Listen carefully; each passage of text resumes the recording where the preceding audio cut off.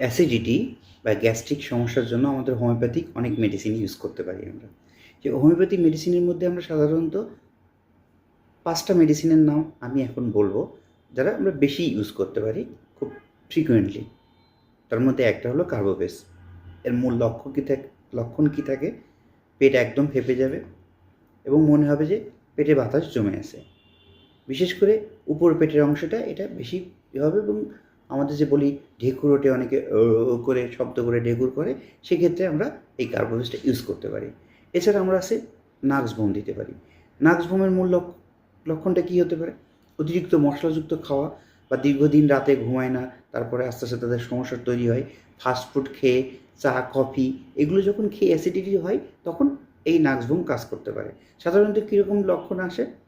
সে আমাদের পেট অস্বস্তি বোধ হবে, বুক জ্বালা-পোড়া করবে, সেই সাথে বাথরুম কষা হয়ে যাবে এবং মল ত্যাগ করতে খুব কষ্ট হবে। মল হইলেও ক্লিয়ার হবে না।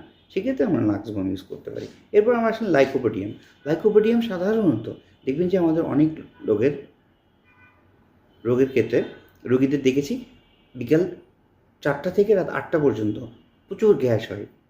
এরকম একটা পিকুলিয়ার সিমটম থাকলে এবং পেটের নিচের অংশে বেশি গ্যাস জমে থাকে, গরম খাবার সে মানে পান করার সঙ্গে সঙ্গে সে একটু আরাম বোধ করে, অর্থাৎ যখন গ্যাস হয় একটু গরম পানি খেলে আরাম বোধ করে।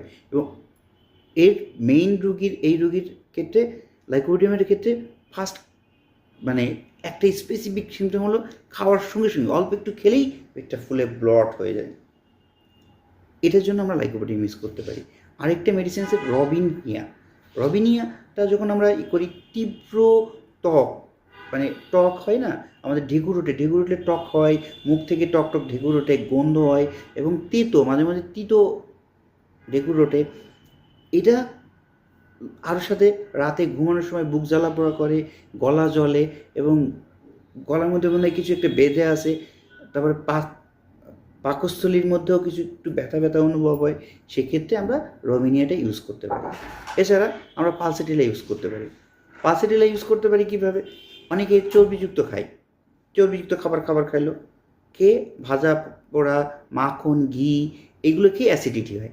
আবার এই পালসেটিলা কিন্তু আমাদের উল্টা কাজও করে, অর্থাৎ এটা খেয়ে যদি ডায়রিয়া হয়ে যায়, সেক্ষেত্রেও পালসেটিলা খেলে ডায়রিয়াটা তাৎক্ষণিকভাবে বন্ধ হয়ে যাবে। তো এছাড়াও পালসেটিলায় কী হয়? মুখ তেতো ভাব থাকে, অ্যাসিডিটির সাথে সাথে তেতো ভাব থাকে এবং পানির টেস্টটা একদমই কমে যায়। এর আরেকটা লক্ষণ হলো যখন গ্যাস হয়, শ্বাসকষ্ট শুরু হয়ে যায়, গ্যাস হওয়ার কারণে শ্বাস নিতে কষ্ট হয়, সে খোলা বাতাসে গেলে নিজেকে ভালো ফিল করে। সেক্ষেত্রেও আমরা পালসেটিলা ইউজ করতে পারি।